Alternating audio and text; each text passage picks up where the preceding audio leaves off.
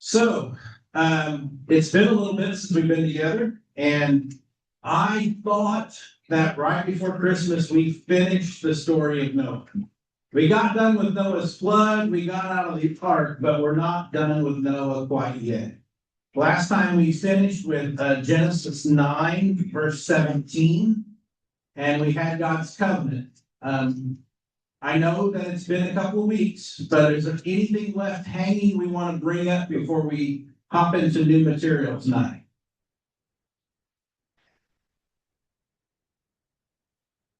Nothing anybody can think of. Going once, going twice, moving on. I'm going to give you a heads up. I used to glance over this next story, and then I learned some things. And our next story just goes to show how quickly things can fall apart and how much, well, for my generation, I'd say the Jerry Springer show was alive and well, even in biblical times. So, I'm going to read this next section. I'm ready to start with chapter 9, verse 18, and we'll read it a paragraph at a time. So my first paragraph is 18 and 19. It says, the sons of Noah who came out of the ark were Shem, Ham, and Japheth. Ham was the father of Canaan. These were the three sons of Noah, and from them came the people who were scattered over the whole earth. So, what do you notice? What stands out to you? New beginnings. New beginnings.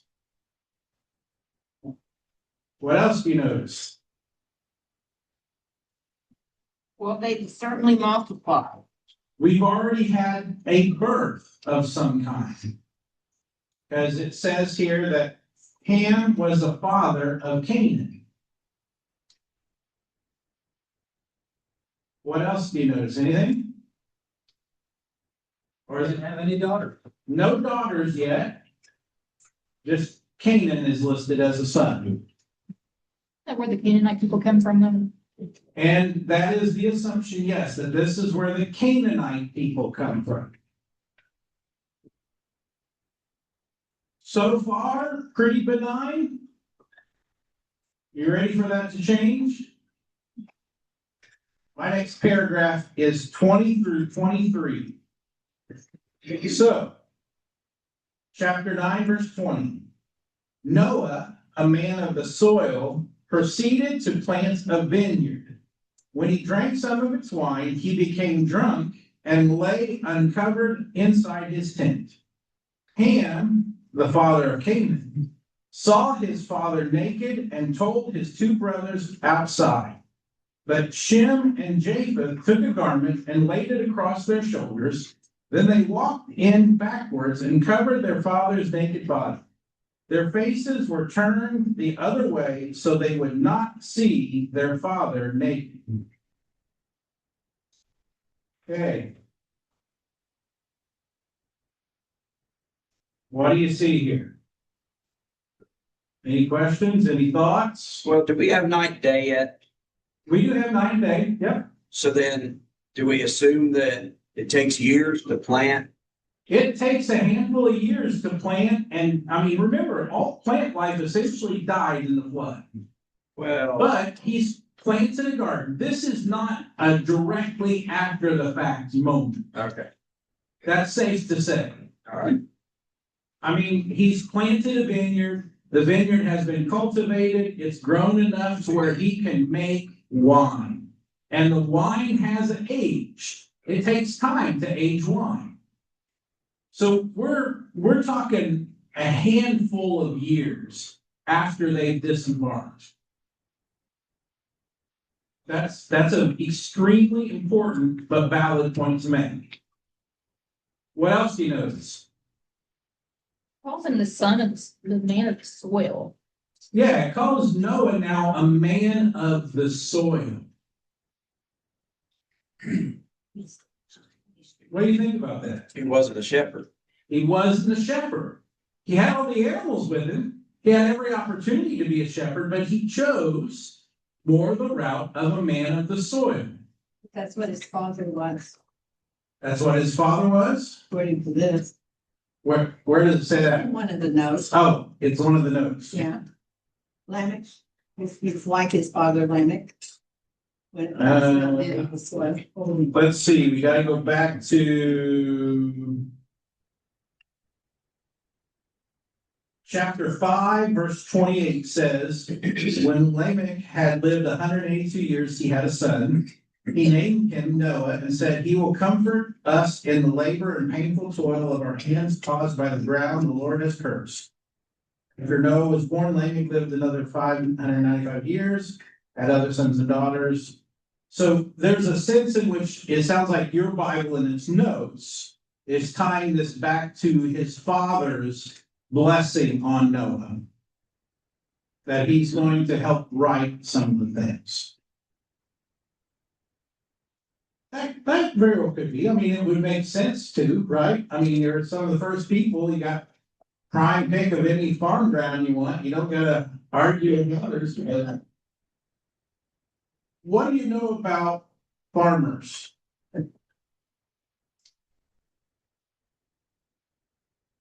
Do farmers leave their land very often? No. A farmer is stationary. A shepherd is mobile. And so I think that there's something here to say that Noah is setting down roots. You're not going to plant a vineyard and then move off.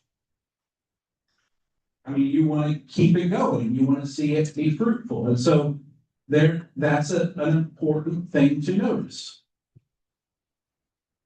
Anything else? Everybody's just going to leave the big thing sitting there, huh?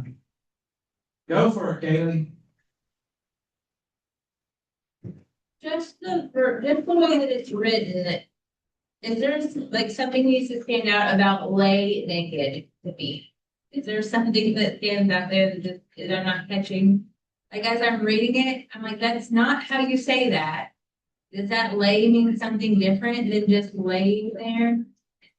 It doesn't make sense.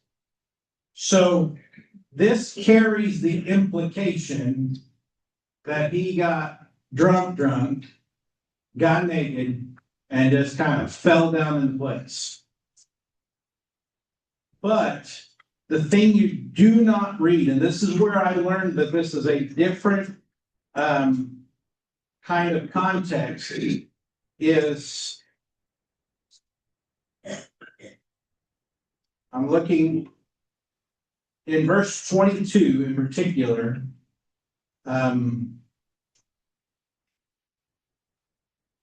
He saw his father's nakedness, is what the Hebrew says. It doesn't say he saw his father naked in Hebrew. This loincloth. I'm going to take us on a little bit of a journey here to get to the point. And I didn't understand this until I went on this journey.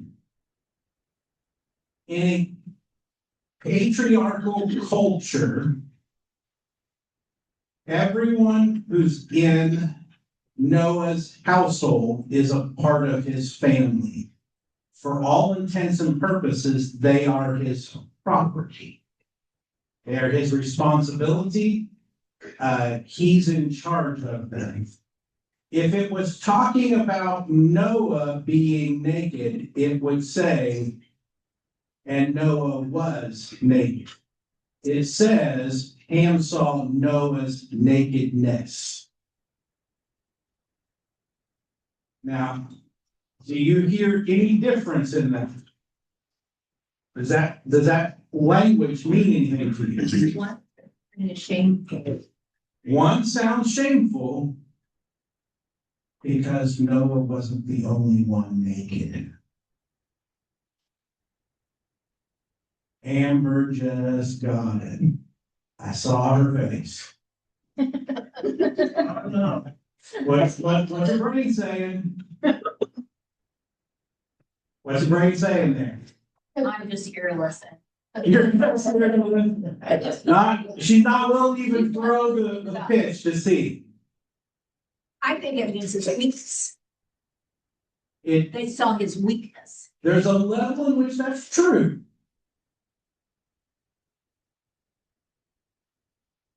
Well, it shows a negative side too. It absolutely shows a negative side. But the two boys that covered him up were showing respect. And that part is good.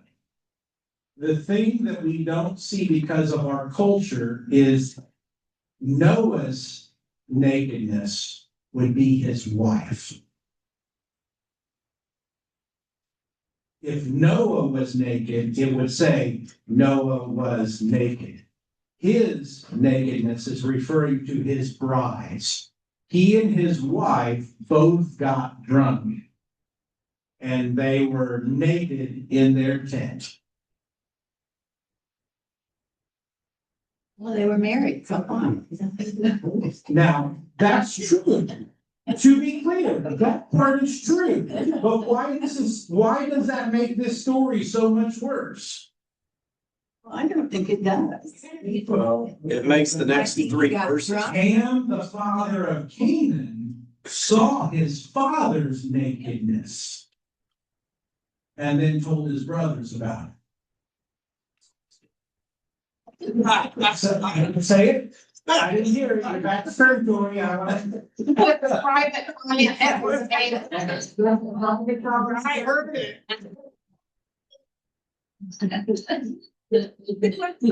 You know, when it doesn't say that there's somebody else, it doesn't say that there's somebody else. It just is talking about the man. It keeps. Why you keep, adding things. So here's what the rabbis have said about this in the Jewish faith. It keeps tying this story about Noah's nakedness to the fact that Ham was the father of Canaan. Yeah, it keeps repeating. It wants to interject that reality in it. Why would those two things be the case? There's a little bit of investigative journalism here. What? Say it, Kaylee. I know you're not afraid to say things. Like, did something happen, like maybe sexually, that was outside of Noah and Mrs. Noah? You are putting it together. Canaan is the child of Ham and his mother. Noah plants a vineyard. He grows his grapes. He makes his wine. Apparently it was really good wine. They had a good evening, him and his wife. It's their anniversary, isn't it? And who knows the context? But the thing of it is, in a patriarchal society, you divide the inheritance amongst the sons. If Canaan becomes a son of Noah, then now there's not 3 sons, there's 4. And Ham's portion, who is the actual birth father of Canaan, his lineage now gets half of the goods instead of 1/3 of the goods. Say that? Go ahead. They're lost. We're lost. But that's the thing. Because this isn't our culture, we don't read between those lines. I never thought about this until a friend of mine who had done deep study in patriarchal culture, he said, you realize all the rabbis knew exactly what was going on here. Ham stepped in order to make his line more prevalent. And he essentially assaulted his drunk mother and got her pregnant.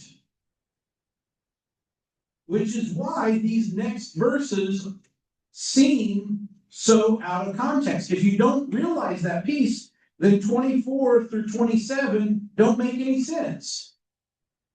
24 through 27, when Noah awoke from his wine and found out what his youngest son had done to him, he said, cursed be Canaan. He doesn't say cursed be Ham. He says, cursed be Canaan, the lowest of slaves. He will be to his brothers. He also said, praise be to the Lord, the God of Shem. May Canaan be the slaves of Shem. May God extend Japheth's territory. May Japheth live in the tents of Shem, and may Canaan be the slave of Japheth.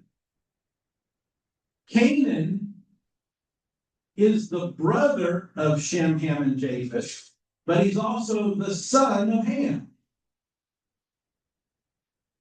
Incest. This is the product of incest. Otherwise, why would Noah curse Canaan and not curse Ham?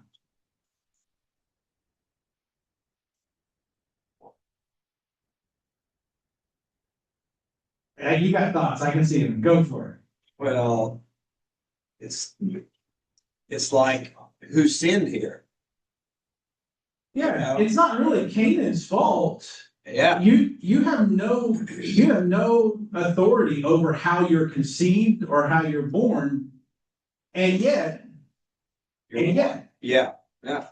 I mean, we all know people who are not necessarily treated the best because of the circumstances of surrounding their family and their birth and their conception and all of those things. It's the sins of your father generation thing. It's the sins of your father and a generational thing. Absolutely.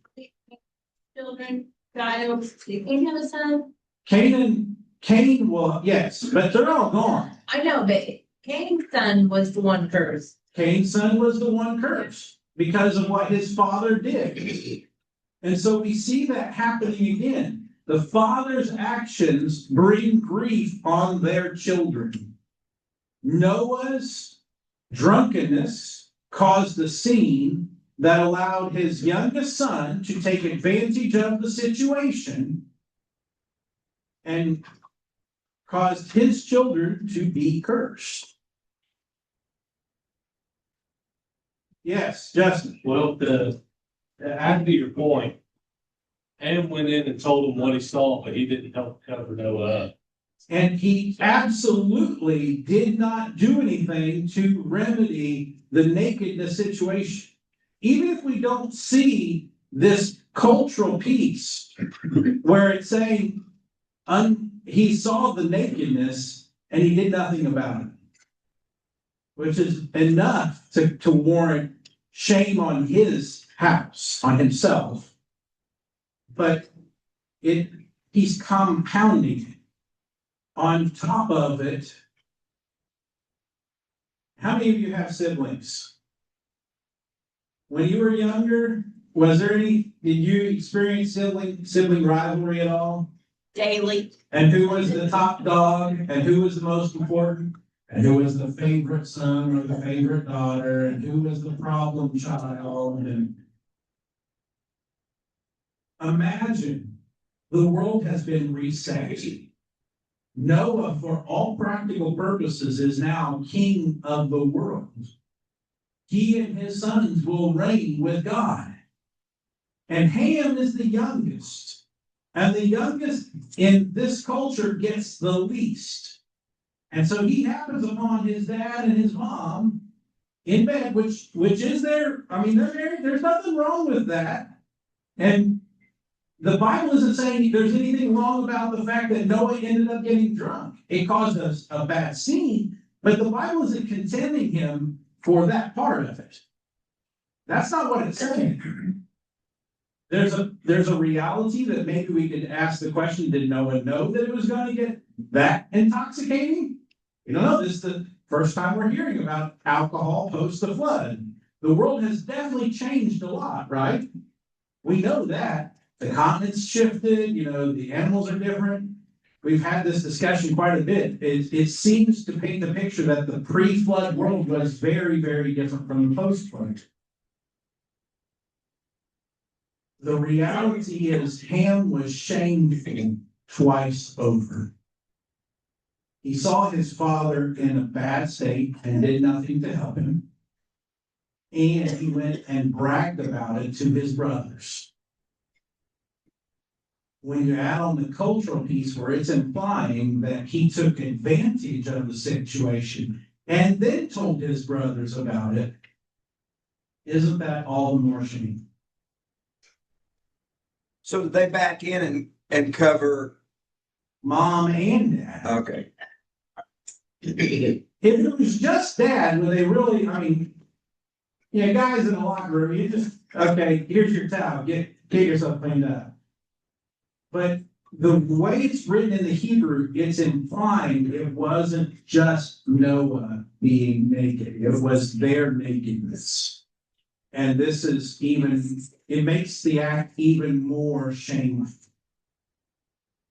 This line of descendants being cursed, did they develop genetic problems because they were mother and son?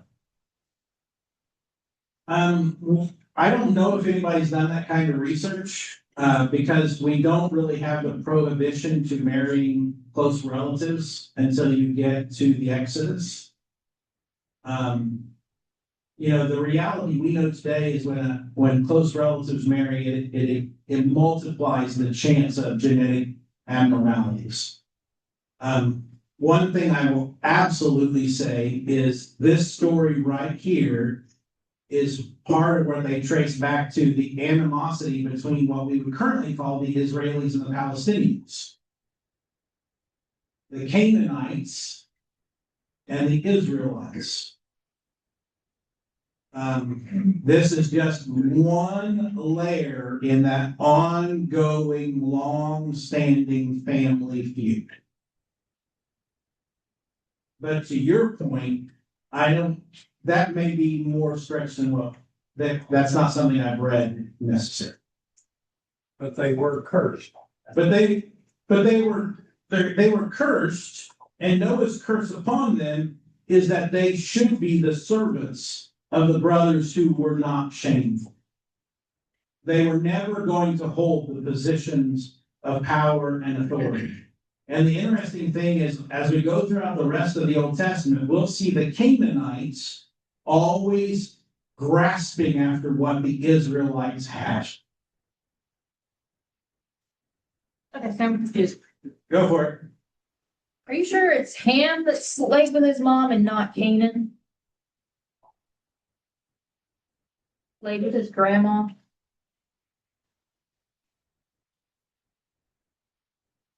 She's asking a question.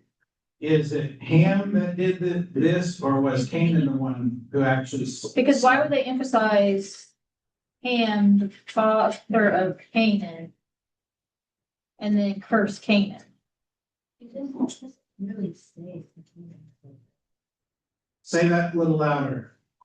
Yes. It doesn't necessarily say that Canaan is alive yet. It's just emphasizing that him is the father of Canaan.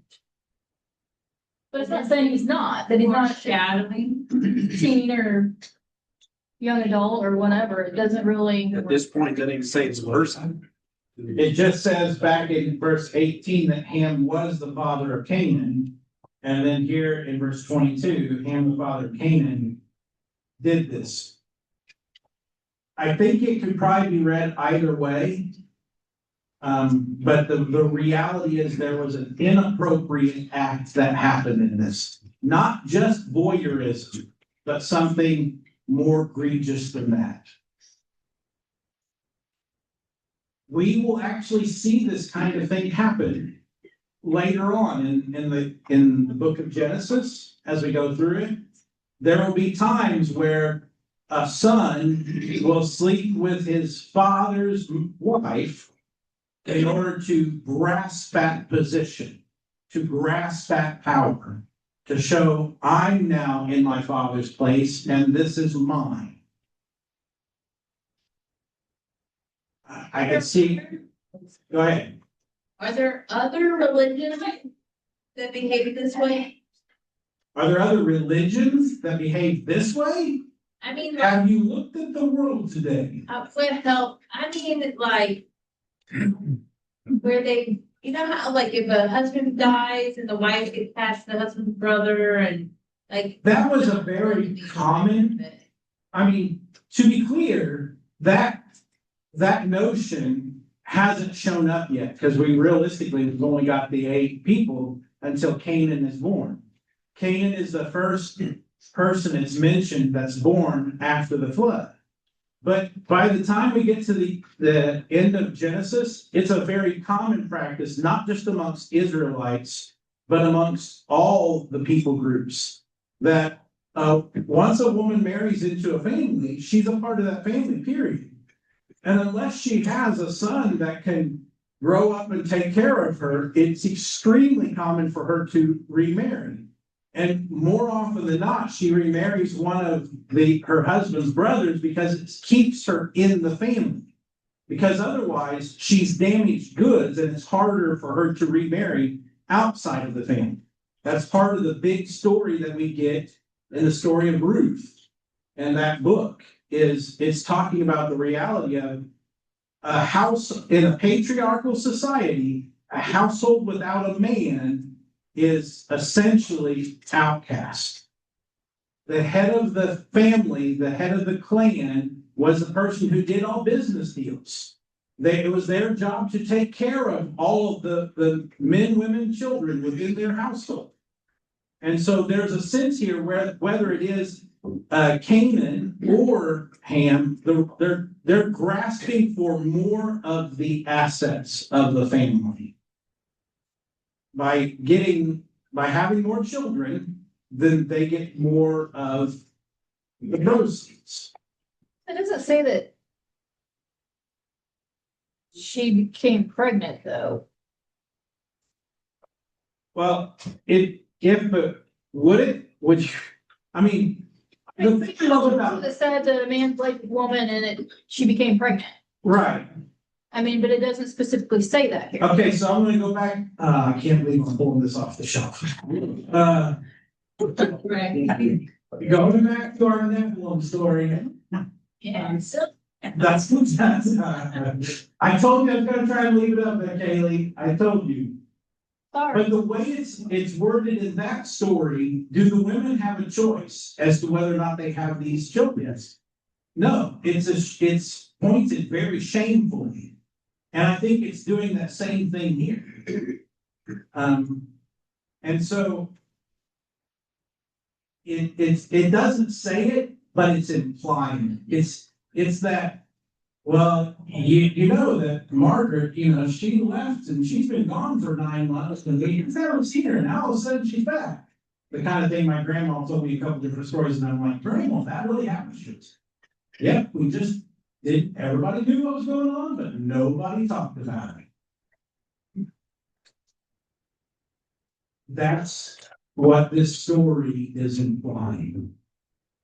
Something incredibly shameful, not just Noah and his wife ending up drunk and naked, but it's incredibly shameful. And one son saw it, did nothing, if anything, probably even took advantage of it, and then bragged about it. And the other 2 sons said, this is not right. Mom and Dad should not be treated this way. Let's cover them up until they can take care of themselves.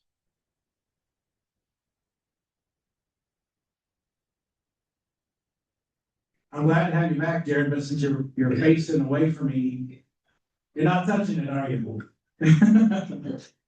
You normally have thoughts, so I was just giving you an opportunity. Okay. Okay. Anybody? If what I'm telling you is not true, it's still a very shameful story. If what I'm telling you is true, it's an extremely shameful story. And it shows why, for the rest of the story, the sons of Shem and Japheth cannot stand Canaan and his relatives. It makes me kind of think that Canaan's the one who did something. I'm going to have to go back and read, and my friend Daniel, who most of you don't know at all, he's the one who did the research and came across this and started digging and realized that this was a very prominent understanding of this story that I just, as a 21st century Protestant, I never heard. And so I'm gonna double check it. It might be Canaan. That might be as plausible, but yes, Kaylee, I was just gonna say, I have heard this version of it before myself. you have heard this. Yeah, I tried to find what Bible study it was or what pastor it was, but I've heard this version. I couldn't quite remember it until we got a little further in, but I've heard this version myself. I can tell you the first time I heard the story, as he was telling it, I just felt my face get more and more red. And I was like, dear Lord, this is just not good. And the thing, we're not even a full generation past the flood, and people are already being shameful, and they haven't learned the lesson of what God did.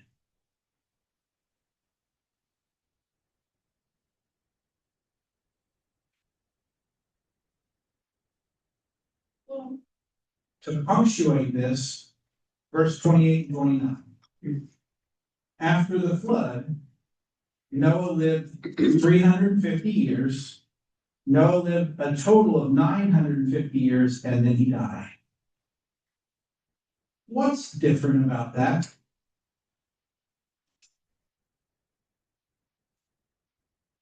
Go back to chapter 5.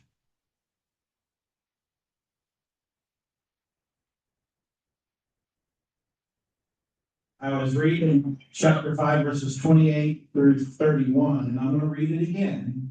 And I want you to remember the formula that we had during chapter 5. It says, when Lamech had lived 182 years, he had a son, and he named him Noah. And he said, he will comfort us in the labor and painful toil of our hands caused by the ground the Lord has cursed. After Noah was born, Lamech lived 595 years and had other sons and daughters. Altogether, Lamech lived a total of 777 years, and then he died. What don't we get in Noah's genealogy list?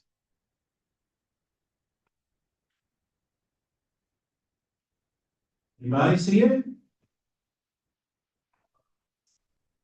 It doesn't say he had other sons and daughters. Go for it, Kaylee. Here's something's brewing. But it says that Noah was 500 years old. He became the father of Shem Ham and Japheth. Yep. But Noah lived another 350 years after the great flood. Correct. That's only 100-year difference. There's 100 years between the time that he became the father of Shem, Ham, and Japheth, and he got off the ark. He was 600 when he got off the ark, and then he lived another 350 years. But it doesn't say that he had any more children. But they didn't always mention the girls, so he could have had girls. But it doesn't mention that he had sons or daughters at all. It says all the people on the earth came from those three sons. And all the people on the earth came from those three sons. He was too busy to build a boat. What? Go for it. Say it. Did there have to be females involved? You know, there were other females, yes, but my point is, part of the shamefulness of this is God says be fruitful and multiply, and Noah has no more children. All of the descendants came from his three sons, Who were not originally righteous. who were not necessarily righteous. Remember when we had this discussion that God said it was Noah who was righteous. And so we already see that shamefulness playing out, and Noah and his bride don't have any more kids, unlike every generation before. If you go through Genesis chapter 5, it says, and Seth had this child, and he lived longer, and he had other sons and daughters. And then this person, other sons and daughters, and he died, and other sons and daughters, and he died, and other sons and daughters, but not Noah. See, that's what I don't get. I don't believe that Canaan is product of it. Because how would Noah have not known that that wasn't his kid? That's a good question. They have DNA tests then. I mean. I'm just That's telling that's you my what I trying go, to. save me here, Justin, what you got. And So when they got on the ark, they said Noah, his sons, and their wives. Right. Correct. When they got off the ark, Noah, his sons and their wives, and Noah's wife. okay, and then all of a sudden there's, And in some unknown space of time, Cain. it adds in Ham is the father of Canaan. Okay, so if Canaan is going to multiply, there's only one option. It's gonna be, So you're pushing into the same direction Melissa's been pushing, that Canaan is the one who acts shamefully because there's no other ladies. His mom and his aunts. Your aunts, yeah. Yeah, his mom, his aunts, and his grandma. That's it. I'm sure he has sisters and cousins, but either still. way, I mean, it would have been incest. But- Which one? Right. Thanks. It's still incest with aunts. Maybe not genetically. It's Morally, yes. morally. Genetically, Oh, no. not genetic. But if grandma's laying naked and drunk, I mean, Yeah. You're naked and you're drunk, what's gonna happen? Yeah. If you're naked and you're drunk, yeah, it's probably not gonna end well. And there's as I was told very regularly, for 6 years we lived in Tell City, nothing good happens after midnight. Yeah. Nothing good happens when you're drunk. You might have fun in that moment, but you're probably gonna regret it later.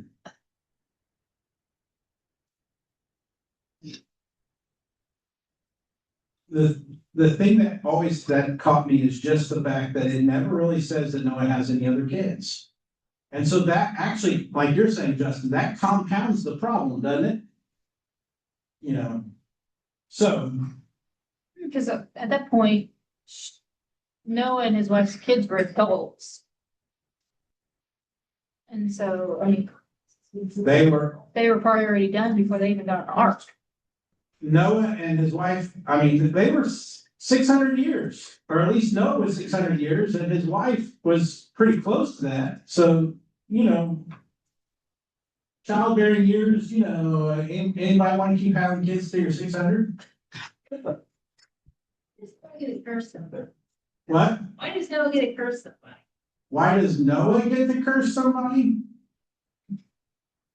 I guess he's asking may God, okay, never mind. I retract. You're retracting. It's a request for a curse. He's expecting one. He's expecting God to punish this action.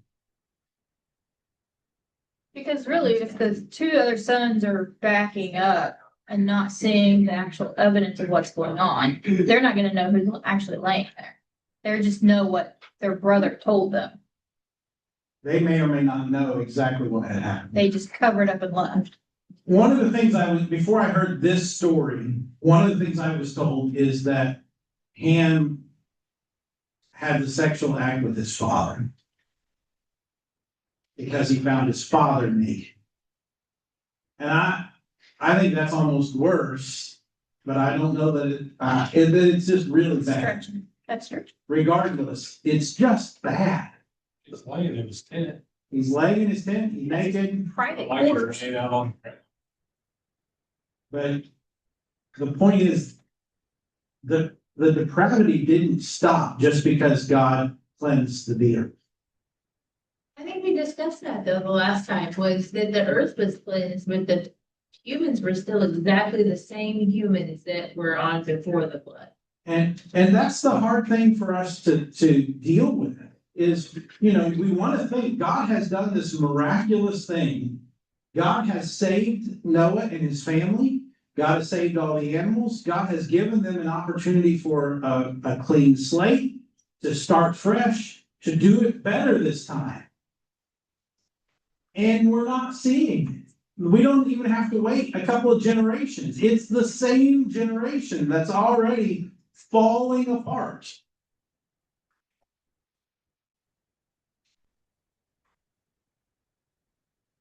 You guys want to try and do chapter 10? I'll back up a minute. Go back up. Go Evil for it. hasn't changed. Evil hasn't changed. Evil was there with the apple, evil Yep. was there after the flood, And incest had to have happened before the flood because Oh, absolutely. that's the only way they could populate the earth. So with a pure DNA is my guess. It didn't have the outcomes that incestuous relationships have now. Correct. I would agree with all of that. Okay, You know, the reality of what we would call incest was probably far more common before the flood and wasn't necessarily seen as a negative thing. right. Because it had a purpose. Because they were being fruitful and multiplying. Yeah. And we don't have the prohibition for it even at this point. You know, we're gonna get that later in Exodus. God will say, you should not. Don't sleep with your sister, don't sleep with your mother, don't sleep with your aunt, don't sleep with men, women, don't sleep with people that you're not married to. It's all of it. But Noah would have grown up with that same That- cultural permission to do that. So it only makes sense that it would continue even after the flood. Without God stepping in and giving an absolute prohibition, don't do this. Right. We already see it happening. So, Go for it. do we classify the flood as a failure? Okay, let's ruminate on that one. That's a big question. So I was one. Do we classify the flood as a failure? No, because God doesn't make mistakes. God doesn't make mistakes. God says he made the covenant. He said he's going to put the bow in the sky to tell all of creation he will never flood again as punishment for wickedness. He cleansed the earth. He gave a fresh start. He did the things he said he would do. At that point, do you think that's when he decides, all right, Jesus has to come? Well, Melissa said, do you think that that's the point that he said that Jesus had to come? Well, I mean, Revelation tells us that Jesus was the lamb slain before the foundation of the earth. So God knew that this was going to happen. I think there is a sense in which, and I talked about this the last time or the time before that, you know, the notion of the ark and the flood become what we would call a proto-baptism. It's the first reality of an attempt to change the heart. To be baptized is an outward sign.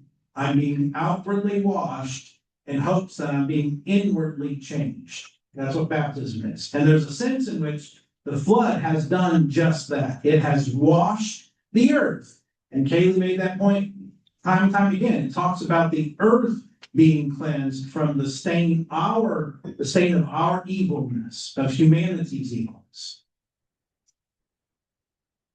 And I think that there's a reason it keeps saying that Noah was the only one that was deemed righteous by God.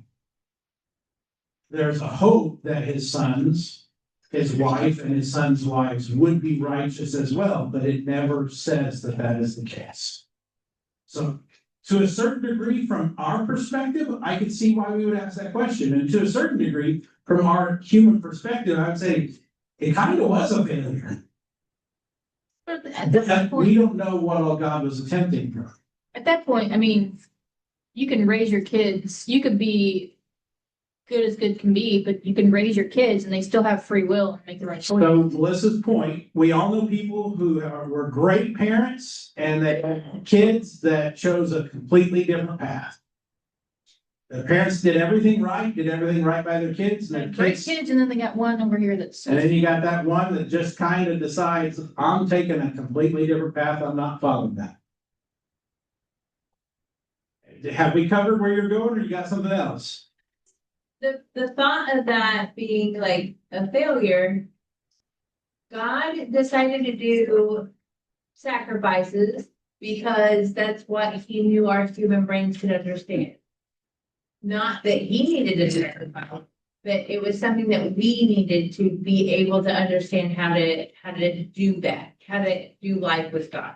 And then the idea of the flood being a failure, God doesn't make mistakes, but he's very sorry. It said to them that he was sorry for what was happening with the humans.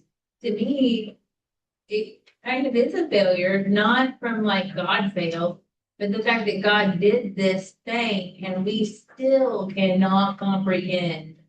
Like, we still can't fix it. Like, we are still like failure on our behalf that looks like God. It's like he took one for the team, like, here, I'll take the blame for this. Because you humans don't comprehend what we're trying to do here. You have to think that in the 100 years that Noah was building the ark and raising his 3 boys, that he told them why he was doing this over and over and over. You think that he just had to tell them, because the rest of the world would ask, why are you doing this? And so that reality, there has to be a hope in Noah's heart, at least, that God is resetting things and all this evil is gone. And so we're going to do it better this time. And yet it doesn't, it's maybe kind of better.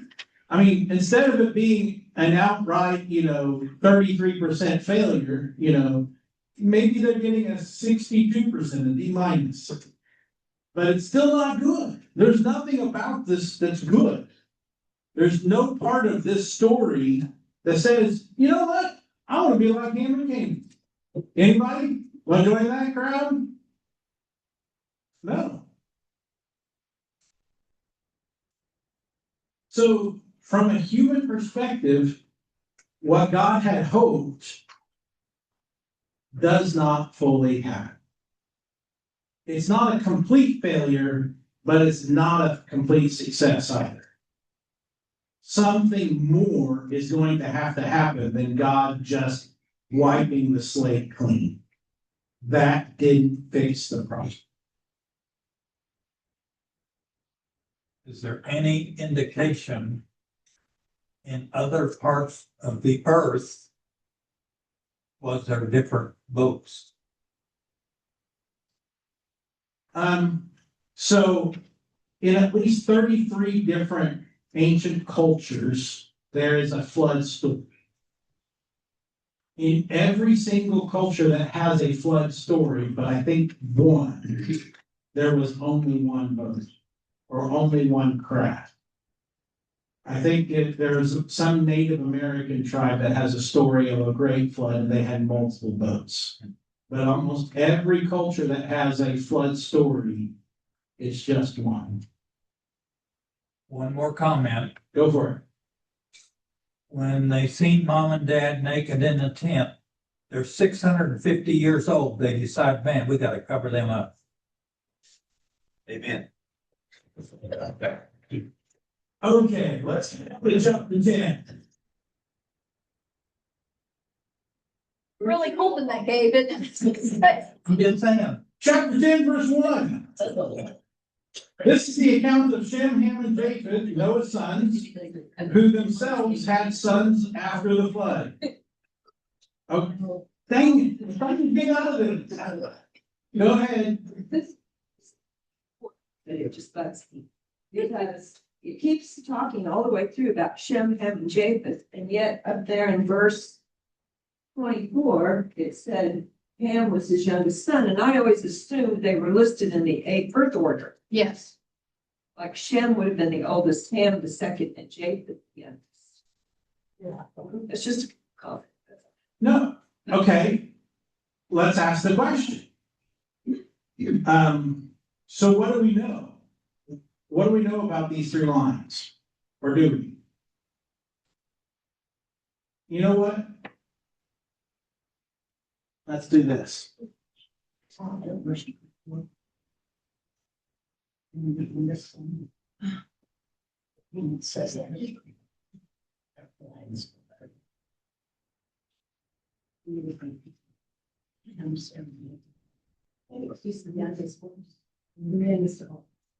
It's still like Ham the emphasis, it has Shem, Ham, and Japheth.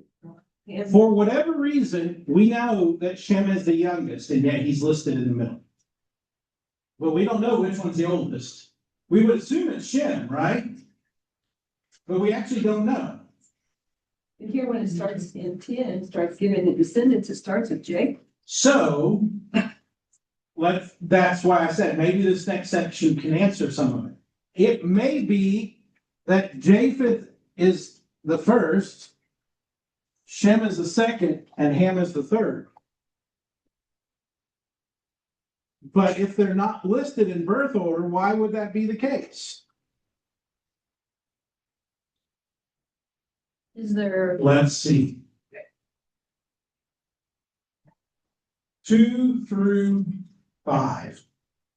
The sons of Japheth, Gomer, Magog, Madai, Javan, Tubal, Meshech, and Tiras. The sons of Gomer, Ashkenaz, Riphath, and Togarmah.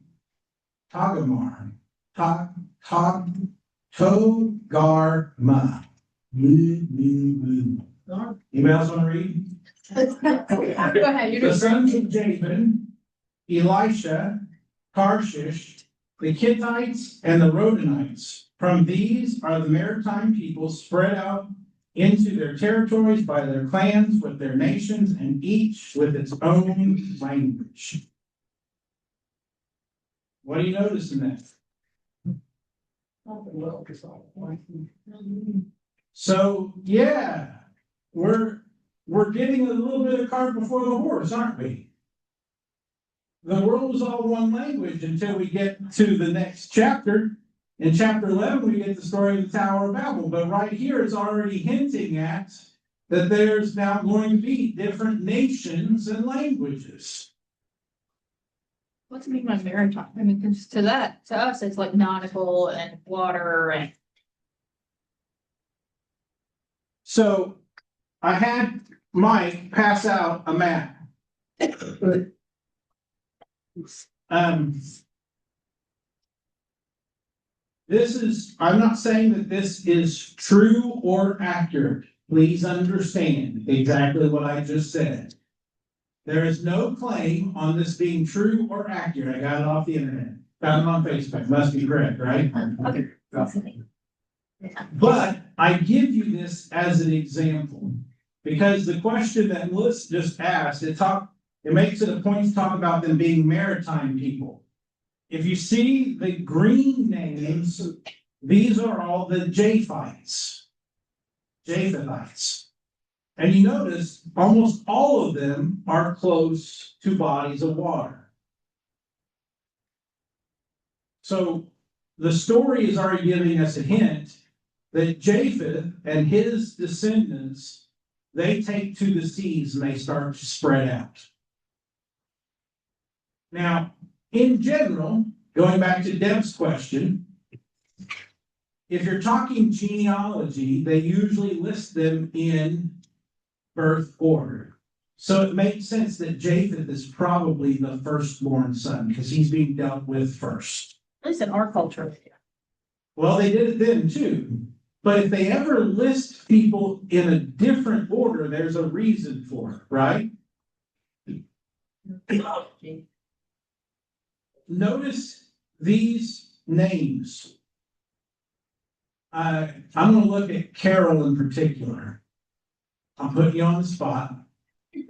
Those names and the clans that would come from them. Do we hear much out of any of these names throughout the Old Testament?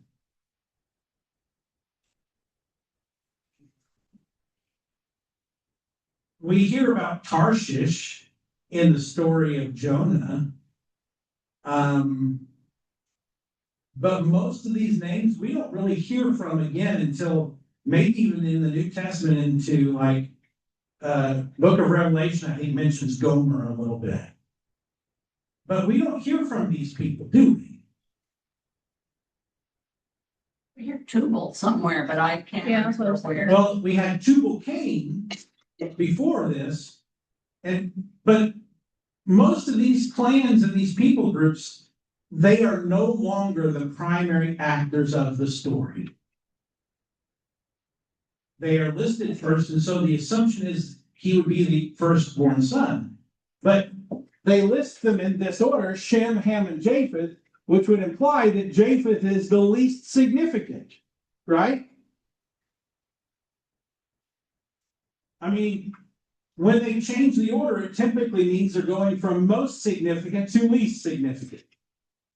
And so the clans of the Japhethites, they may play into the story here or there, but they are no longer going to be our primary group moving forward. It says that Ham is the youngest, right? So, verses 6 through 20. The sons of Ham are Cush, Egypt, Put, and Canaan. The sons of Cush, Seba, Havilah, Sabta, Raamah, and Sabtek.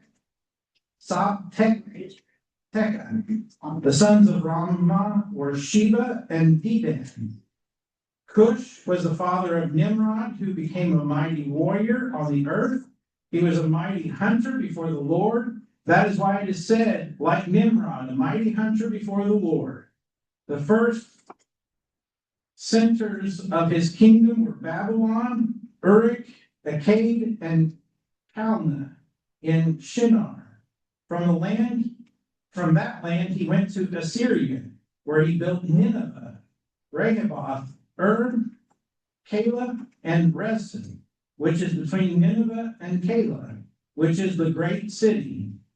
Egypt was the father of the Luddites and Anamites, the Lehabites, the Naphtuhites, the Pathrusites, the Chalcidites, from whom the Philistines came, and the Caphtorites. Canaan was the father of Sidon, his firstborn, and of the Hittites, the Jebusites, the Amorites, the Girgashites, the Hivites, the Arkites, the Sinites, the Arvadites, the Zemarites, and the Hamathites. Later, the Canaanite clans scattered, and the borders of Canaan reached from Sidon towards Gerar as far as Gaza, and then towards Sodom, Gomorrah, Admah, and the Zebulun as far as Laishah.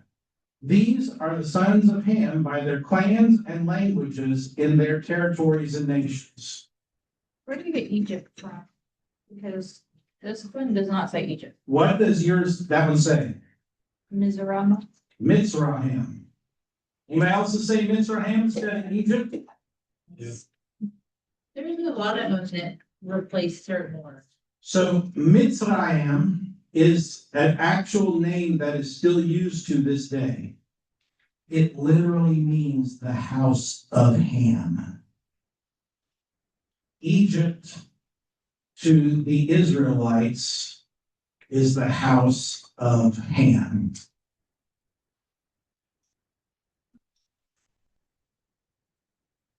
What do we know about these people groups? Carol, I'm going to put you on the spot. What do we know about these groups? Are any of these groups ever seen with positive light in the Old Testament?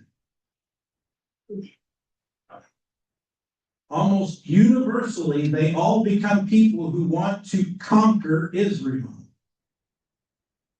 Every single one of them.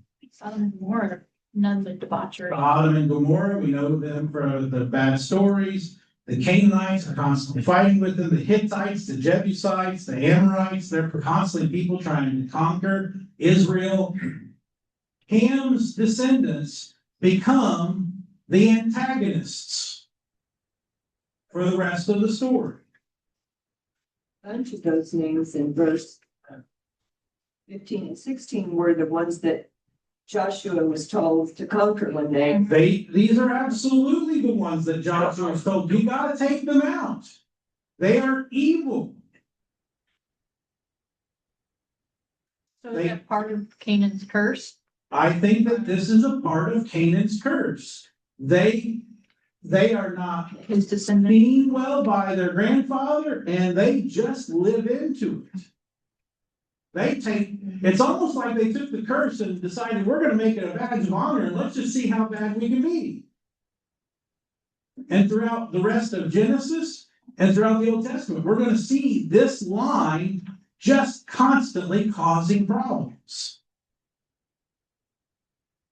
So while they might have been born as Japheth, Shem, and Ham, they're called in this order Shem, Ham, and Japheth because Japheth just kind of rides off into obscurity. Ham becomes the problem. And we're going to see here in a little bit, it's from Shem's descendants that God continues to work. Anything else you notice in verses 6 through 20? Notice up in verse 10, we get some interesting place names, don't we? What you got, Justin? Well, on 10:6, the descendants of Ham, it has Canaan listed last, but he's the oldest. Yeah, it's got Canaan listed last, even though it implies before this that he is the first. Why would he be listed last? Well, because Because he's been cursed, because he's the problem child, because no one wants to mess with Canaan.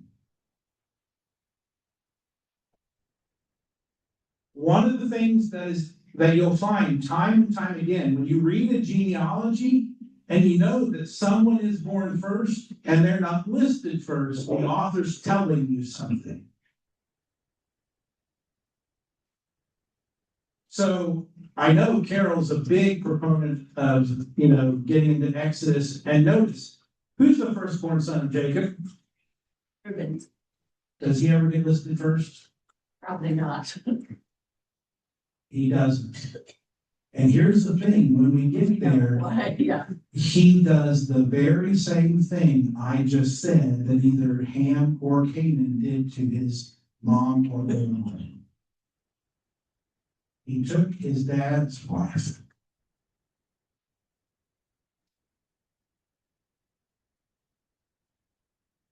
So yes, when you see them out of order, I mean, it's told us 3 times before this that Canaan was the first, and yet he gets listed last. It's telling you something. Anything else you notice in this section of the Hamites? Nimrod Yeah, seems like an interesting character. he's not given there's nothing negative listed about Nimrod, is there? Mighty warrior. A mighty warrior before the Lord, a mighty hunter. Why do we use it the way we use it then? I have wondered that for years. Nimrod was seen as a term of, We still use that. excellence.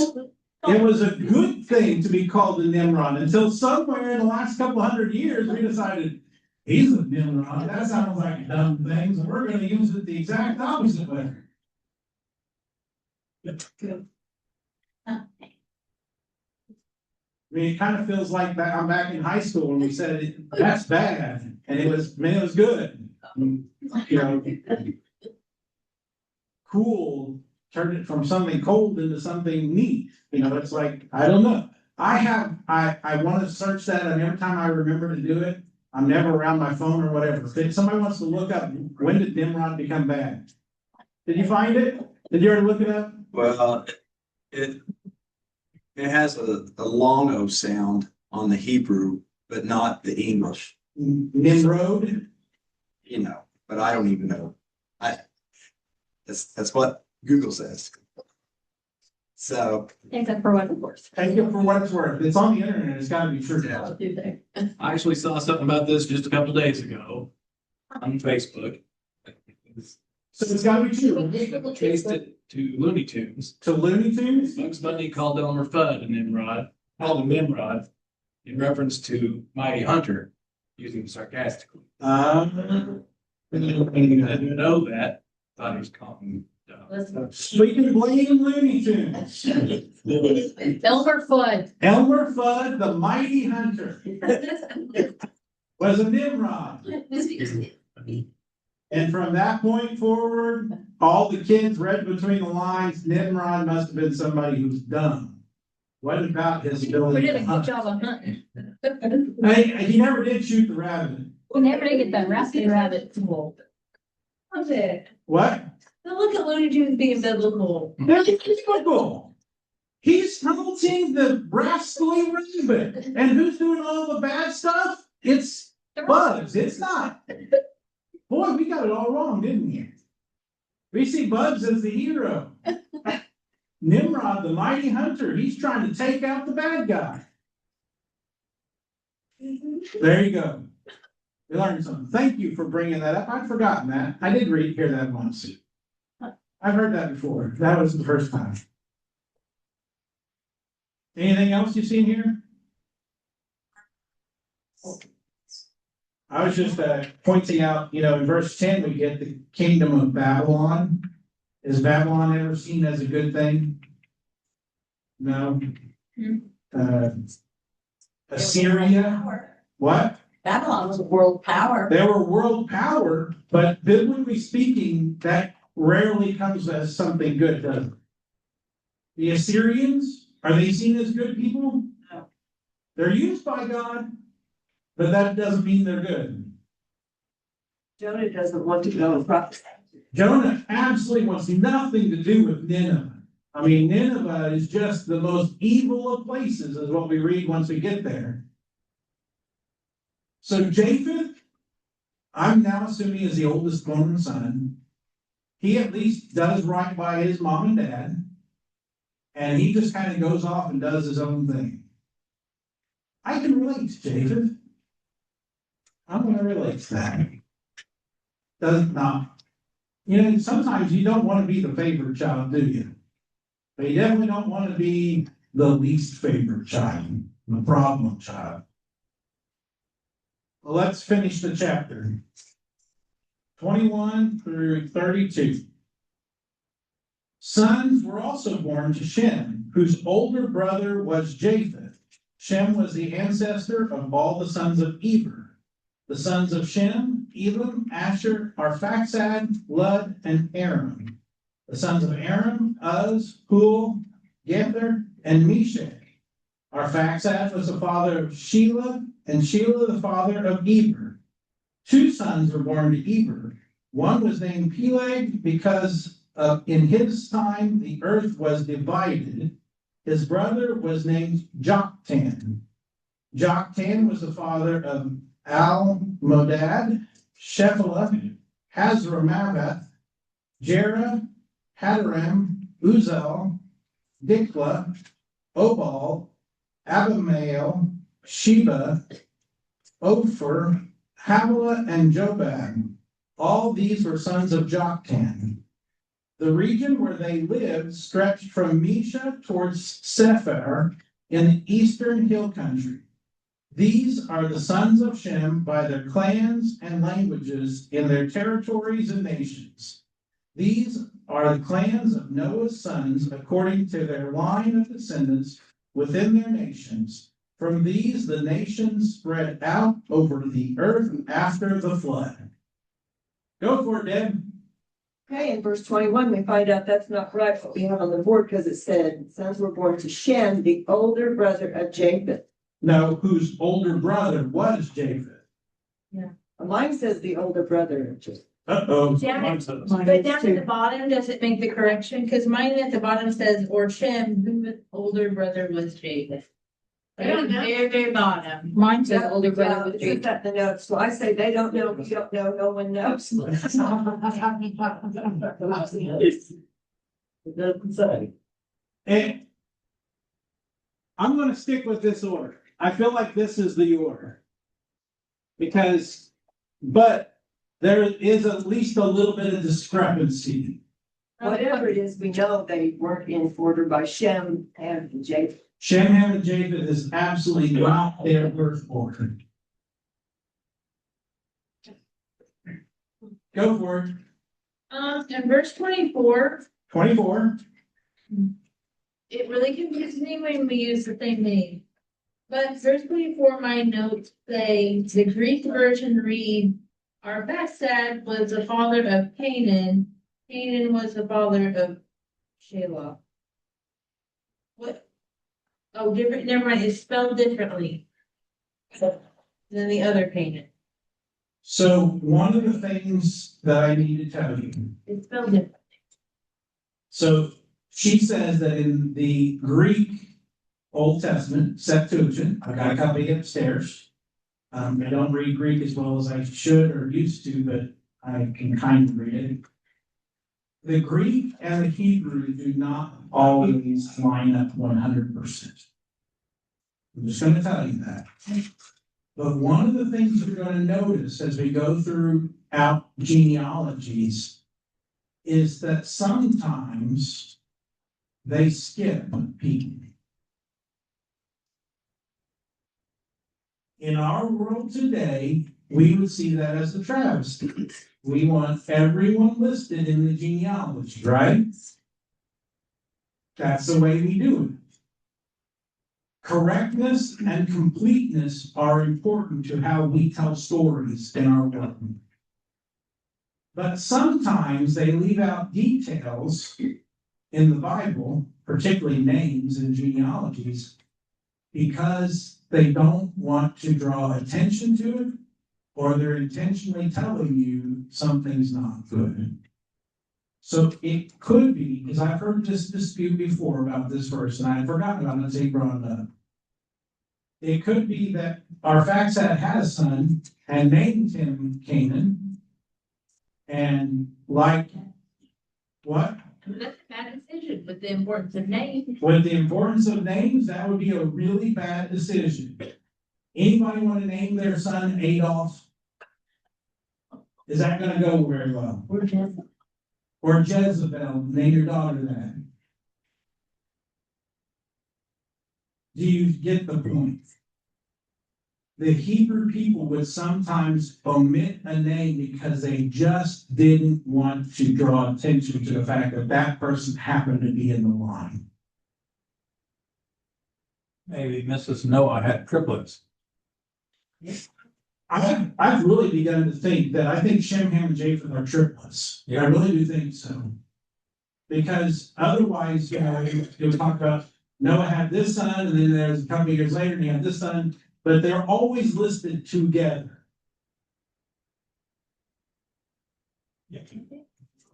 That might be enough back there. That's for your power and not health. The other side of that is from Mrs. Noah's perspective, you have triplets, you might be done having kids.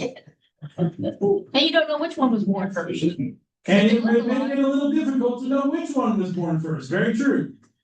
Unless they looked very different. Maybe they had different, birthmarks, so you can tell them apart. When you look at this map, that again, I make the asterisk, I'm not saying it's accurate, what do you notice about the purple names and the red names? The purple names are Shem's descendants. The red names are Ham's descendants. We've already talked about Japheth's descendants on the map, but what do you notice? Green ones are going north. The green ones all go north. It's like Japheth is like, I'm done with the family drama. Let's get out of here. He goes away. The red and the purple, they kind of just stay in there with each other, don't they?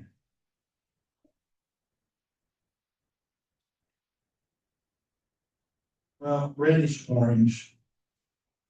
Depends on how good the ink was when it printed, I guess.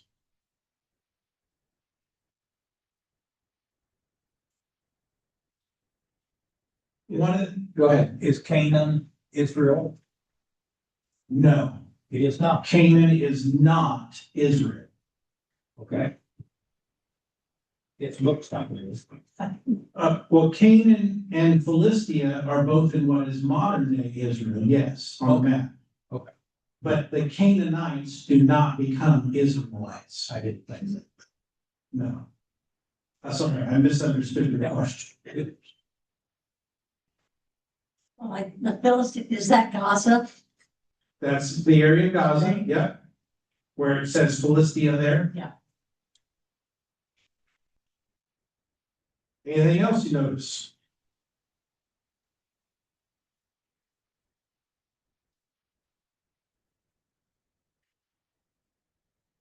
Okay, so what's the significance of this Eber guy? What's the significance of Eber? Because it says in 21, Shem was the ancestor of all the sons of Eber. And then it goes in, the sons of Shem are, and then it lists everybody, and then it goes down to Shelah, the father of Eber. Well, 2 sons were born to Eber, and then it goes. in chapter 11, we will see that Terah becomes a descendant of Ethan. And Terah is the father of Abram, which is where our story really begins to come. Unless there's other thoughts, I'm not going to jump into chapter 11 because it's going to have its own problems. We've got about 7 or 8 minutes left. But what do you think of these first 10 chapters of Genesis? If you just think back, I mean, we've spent 16 weeks digging into 10 chapters. What do you notice? 16 weeks. This is our 16th session. It might take us a little bit to get to the New Testament, yes, just a little bit. The thing that I appreciate about Genesis chapters 1 through 11 is most biblical textbooks will say they call these chapters prehistory. Some people want to call them our myths.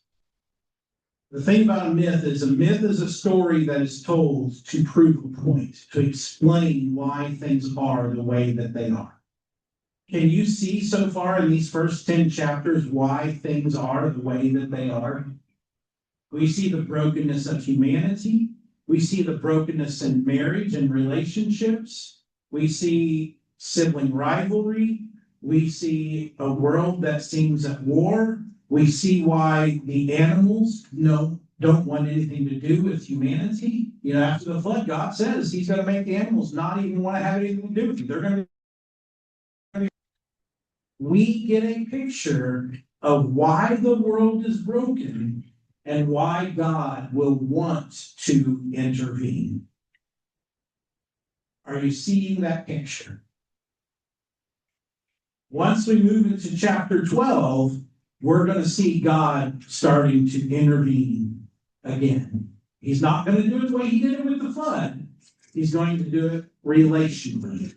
And he's going to seek to change people, not washing them on the outside, but changing them from the inside out. These first 11 chapters set the stage for the rest of the book. I believe they're true. I don't believe that they are classic myths and that these are just made up stories.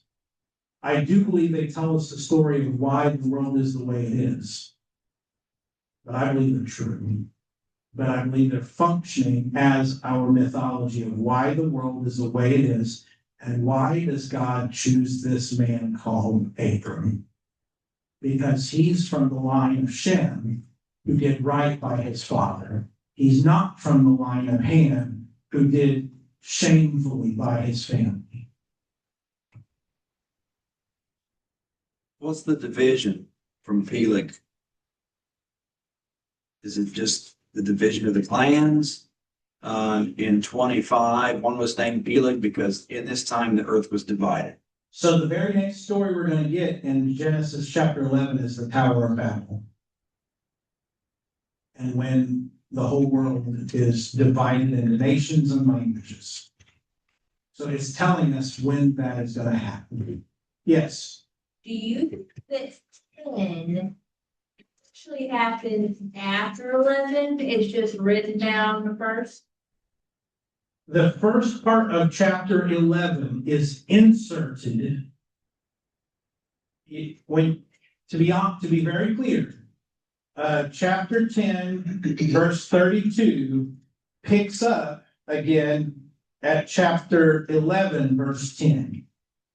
So the next 9 verses are inserted. It's a story inserted into the genealogy to explain the question you just asked. So the story of the Tower of Babel is put into this list of genealogy to explain why the world was divided at this time. Okay? Any other final thoughts? Carol and then Yeah. Justin. You better let me close it out. He doesn't have a question. Okay, Carol, go for it. Just noticing a verse that I think about every now and then in Jeremiah says it's not in man to direct his steps. And from the beginning, it's not in man. And we're gonna see time and time again where people are trying to direct, they're trying to take control of their own life and do things their own way, and it never goes well. Yes, Justin? You can say it, and I'll deal with the marriage counseling later. Okay. So they tell us how they came up with the name Peleg, Uh-huh, but they didn't tell us how they came up with the name Joktan. okay, I told you no. I know, that's good. that's it? That's, there's only 2 kids. They explained one, but not the other. They did. I tried to warn you and you just went with it. I'll look it up and see if the word Joktan has meaning. I could come up with it. I mean, it says Joktan was the father of blank, blank, blank, blank, and then it says at the bottom, all these were the sons of Joktan. So why reiterate? I'm going to the almighty internet, so I'm gonna say that this is absolutely correct.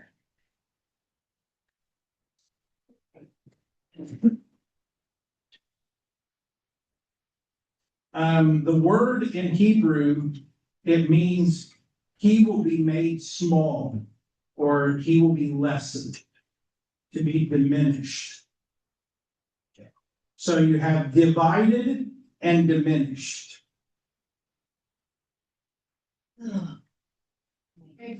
That, you know, the world is less because of that season of the world. So. And with that, Downer, let's pray. Exclamation. Oh God. Lord, this world needs you. And as we read your word, we realize we've needed you for a very long time. Lord, you are constantly trying to make things better, and we often mess it up. I'm glad to know that you've never stopped pushing in to make the world better, to make us better, to make us holy. Lord, may we do our best to live lives that honor you. So when the world looks at us, they don't see this kind of mess, but Lord, they experience your love. And we are grateful for your grace. Go with us, we pray. In Jesus' name, amen.